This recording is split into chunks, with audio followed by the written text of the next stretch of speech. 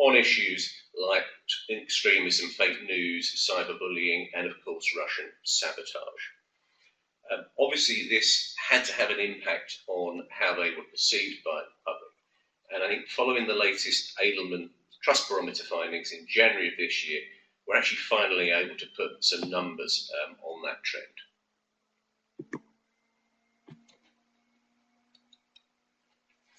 So, I'm sure you've all heard of Edelman. They run the world's largest and longest running global media study of trust. In summary, what they found, unsurprisingly, is that social media is now trusted by less than a quarter of the UK population, with that low trust seemingly driven by a sense of inaction around some of the important issues. That honeymoon period of social media as a connector of friends and family, politically neutral curator and mouthpiece of the oppressed seems to have been quite rapidly undone. It is well worth looking at the report in full, but as an overview, some 70% of Britons believe that social media companies do not do enough to prevent illegal or unethical behaviours on their platforms, with a further 70% agreeing that companies do not do enough to prevent the sharing of extremist content. Now, thinking back to all the headlines around people like Deutsche Bank and Mars featuring on pre-roll to ISIS videos, that probably makes sense. 70% agree they don't do enough to combat cyberbullying. Perhaps even more worrying, over a third of Britons believe that social media is now not good for society, with even more saying that companies take advantage of people's loneliness. That's probably not a surprise when Sean Parker, the ex-Facebook VP, who's been in the news a lot recently, stated that Facebook actually knowingly exploits a vulnerability in the human psyche to exist. So, just to conclude, a large proportion of Britons believe that social media companies aren't sufficiently regulated, lack transparency, and this isn't going to be helped by the headlines from this week, selling people's data without their knowledge. Just on specifically looking at fake news, over half of Britons worry about being exposed to fake news on social media, and by their own admission, 64% say they cannot distinguish between proper journalism and fake news. So, this is all very, I think, concerning for Facebook and Google, but why is it so important for the rest of us? Well, I think a good starting point is the humble, or probably these days not so humble phone. Looking over the latest Ipsos Mori Enders analysis, we've seen a huge increase in smartphone adoption over the last couple of years, driven by a huge increase among the over 55s, who until recently have been well behind the adoption curve. When you then look at the latest ComScore data on share of time spent on content by device, what we see is although choice screen depends on context and activity, most of online time is now on mobile, and most of that time is on social media. Astonishingly, the average person will spend nearly 2 hours on social media every day, which translates to a total of 5 years and 4 months spent over the average lifetime. From a media perspective, that has had a profound effect on consumers' willingness to pay for traditional sources. As you can see in the 5-year trends across both an older and particularly younger demographic group, it's had some extreme consequences, certainly for those in the news trade. The irony is that actually news brands increasingly rely now for the duopoly, the digital traffic that they do get, with a corresponding impact on revenues, but a little bit more on that later.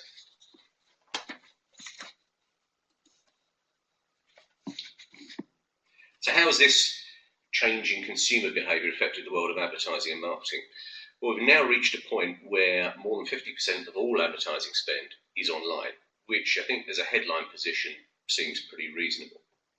However, when you actually look beneath the headlines, the reality is that most of the growth has effectively been going to two players, with 90% going to Google and Facebook, giving them now 65% of the total digital market and a much higher share of mobile digital spend. There are all sorts of good reasons why they've been able to dominate around scale, the quality of the user IDs they provide, and the ease of the buying opportunity they provide. However, to answer, I think, that initial question we posed of why a crisis of trust is important to brands as well as consumers, well, it's important, I think, because Google and Facebook dominate media schedules in the same way as they dominate consumers' leisure time.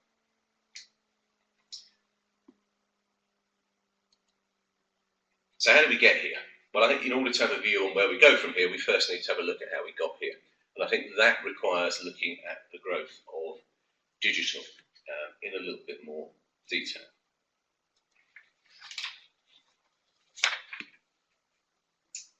And when you do that, I think the first thing you notice is when you look at spend by type, it's actually direct response and activation advertising that has been growing. What this rather complicated chart shows is making estimates based on WARC and AA statistics. In the last 15 years, we've gone from a traditional balance of 60-40 brand to activation to around 50-50. I think what some commentators have called the last click obsession has seen the media planning pendulum swing very much towards channels that deliver against short-term sales activation and away from those that are about brand building and awareness driving.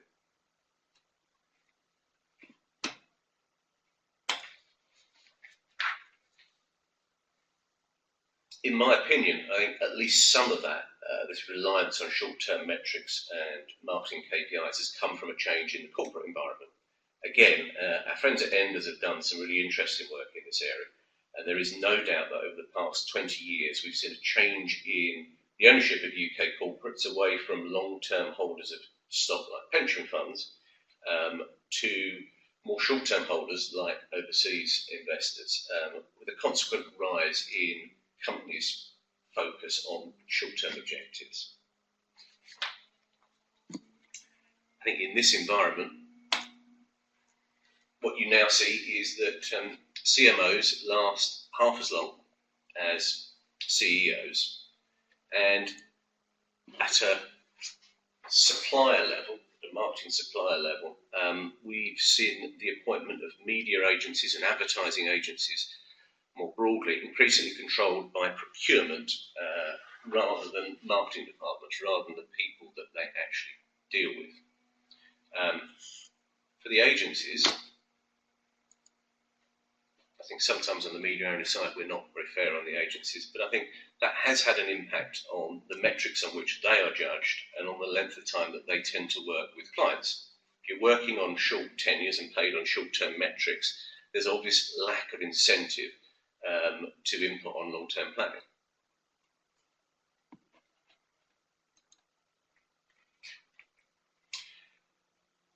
So what do we make of all this, and more importantly, where do we go from here? Well, this is, I think, where I start going a little bit from the objective to the more subjective. However, I don't think I would be alone in saying that starting point is the industry addressing the crisis of transparency in digital trading, which I think actually predates and probably shapes our current crisis of trust.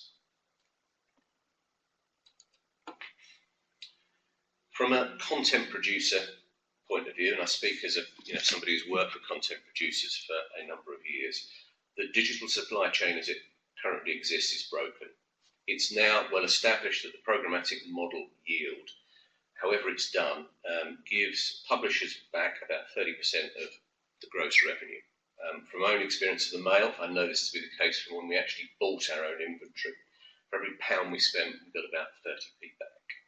There's problems with transparency, there's problems with the people taking money in that chain. There are also problems with straightforward fraud. I'm sure this is not going to come as a shock to anyone. News UK recently did a test where they turned off all their programmatic supply and tried to buy their own inventory when it wasn't available. Inevitably, they found that they could. It's starting to attract lots of senior client attention.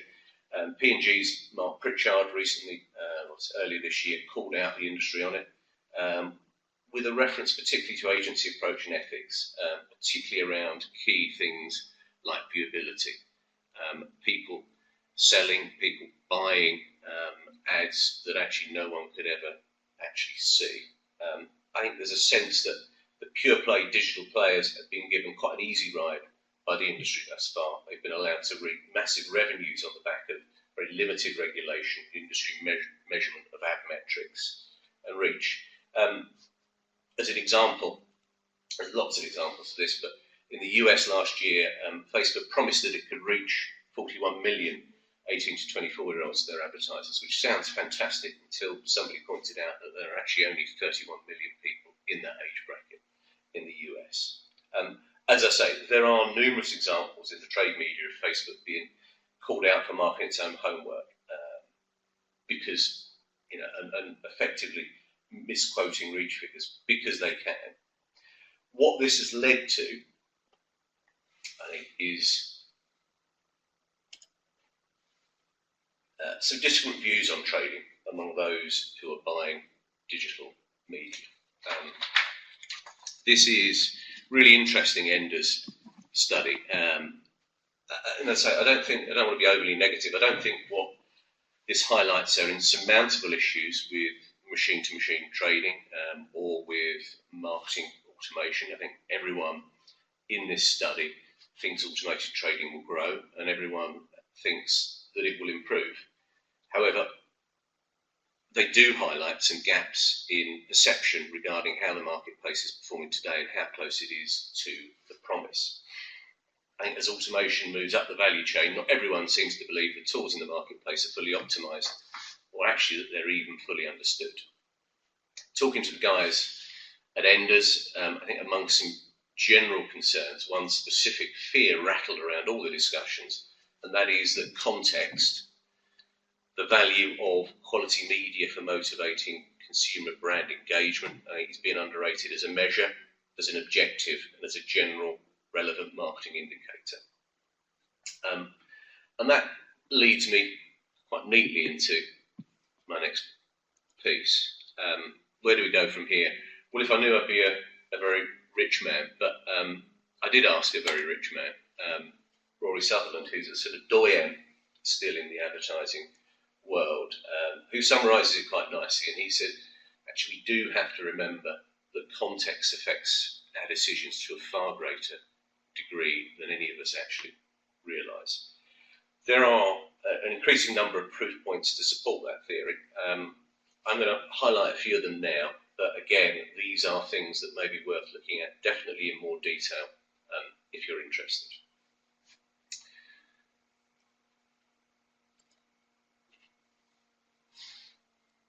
So in the US, Comscore wanted to understand whether it's true that ads appearing on premium publishers perform better than on other inventory. And if it's true that premium inventory performs better, how much more valuable is it? They conducted some research to examine the branded effectiveness of digital display and video ads appearing on premium versus non-premium sites.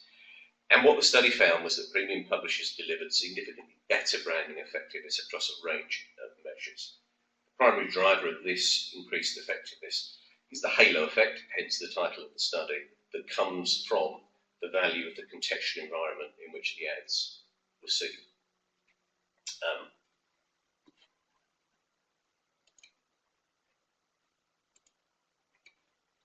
Just in the UK, something from 2016, study that carried out by Magnetic, the magazine trade body, and Cara, the ad agency.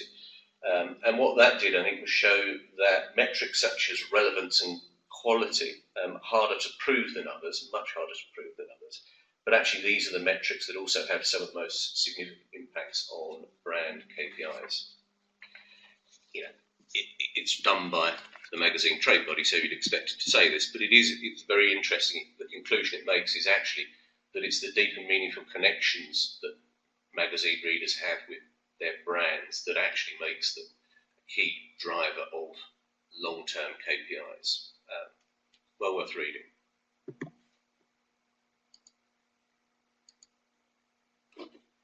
Back in the US, this is something that our former owners, Time Inc. in the US, were involved with. Teeds TV partnered with NeuroInsight to quantify the value of premium content for video advertising. The figures show that actually premium editorial content outperforms specifically Facebook in 3 ways. It's more personally relevant, it creates more memorable advertising experiences, and it provides an opportunity for a broad range of creative strategies to be successful.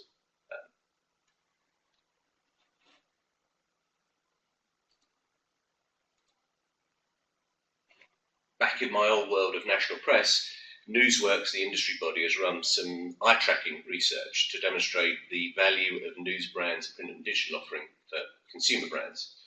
It shows the high levels of attention paid to ads on news brands with uplifts in standout, whether an ad is seen, and dwell time compared to other non-news brand sites and publications. Again, just on environment and effectiveness, InSkin Media work with Research Now and Conquest to look at how reactions to online advertising change in different scenarios. Does the tone and content of an article really affect perception of the brand advertising around it? Well, their research quite clearly shows that it does, with ads on publisher-branded sites increasing consideration. And for regular readers, i.e. those with a real affinity with the brand, the media brand consideration is much higher on publisher-branded sites. So, a very brief run through some studies there. Lots of recent studies that make the point that editorial media delivers on brand and business metrics and creates a significant multiplier effect. The final piece of research, and I promise I'm going to run through, which is also the most up-to-date from AOP and Newsworks, is quite interesting. I put it in because I think rather than simply providing further evidence of better performance, it actually tries to dig a little more deeply into why better performance actually exists. And for this study,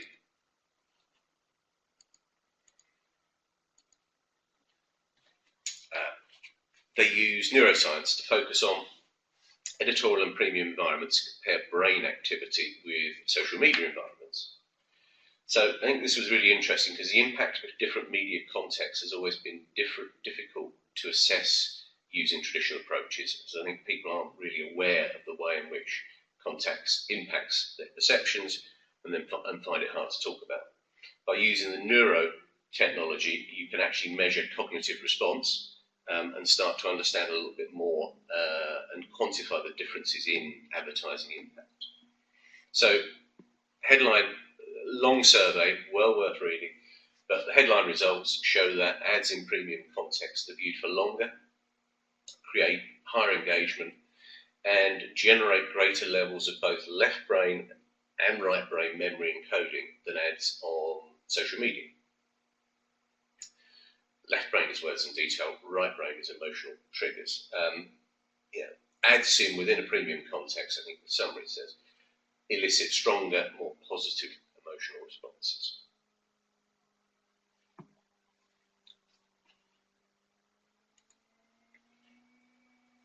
So I think to start summing up around where do we go from here, it seems obvious that the crisis of trust, transparency in digital media should lead to, I think some would argue, a long overdue reappraisal of premium environments. A quality editorial environment is different from platforms, bloggers, and social. And it seems to me that despite what the likes of Amazon may argue, brands are actually more important in the digital and mobile era than in the past. And that includes media brands.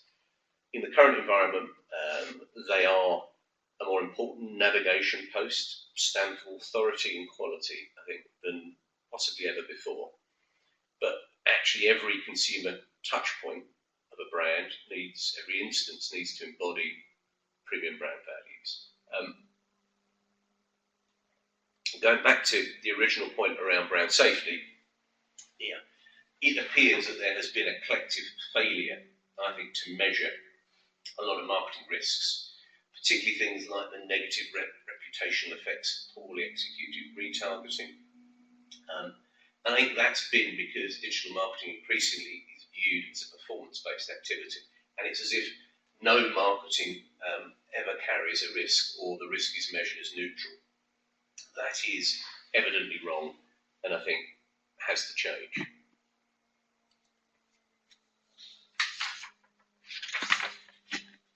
We also, I think, as marketeers, need to focus on the right long-term metrics. In 2016, actually, Burnett and Field were asked to look again at their famous long and short of it study, which was the one that found that the optimum campaigns have a 60-40 ratio of long-term brand building versus short-term activation. There were lots of critics out there claiming that actually, while this may have been the case in the past, the changing media landscape that we've talked about meant that the ratio had changed. So they re-looked at 500 case studies, entered into the IPA Effectiveness Awards, and found that actually the ratio hadn't changed. What has changed is the increasing focus on short-term strategies. Burnett and Field, I think, well worth reading, but they don't make the point that all short-term activity is wrong. I think they simply say that the pendulum has swung too far the other way, with severe consequences potentially for long-term brand building, effectiveness, and ultimately profit.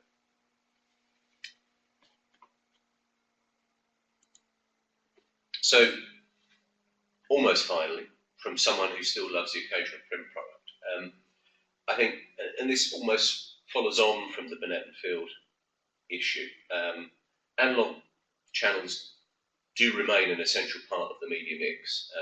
That's not just me being, as I say, a sentimental old newspaper chap, but looking at the overall, the over 45 audience, they are still very much the multimedia generation.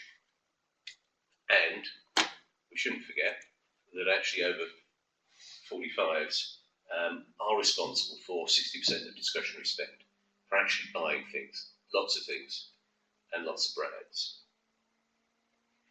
And a final thought, the final chart, to leave off almost where I began. The recent Edelman study did show a rebound in faith in experts and leaders and a corresponding increase in trust in traditional media. So it reached levels we've not seen since 2012. So it's early days, but actually, if you look in the US, we're already seeing signs of an increase in consumer willingness to pay for quality content. So, the current problems for Google and Facebook won't make them disappear overnight, or indeed, I think, impact much on their long-term profitability. But hopefully, I think they might make consumers think a little bit more about the integrity and reliability of the content they consume, and in turn make brands consider a little bit more the value of context, relevancy, and environment in their advertising. Okay, so that was a very quick run through. Please ask me any questions, any issues, or if anyone wants any links to further content, please let me know.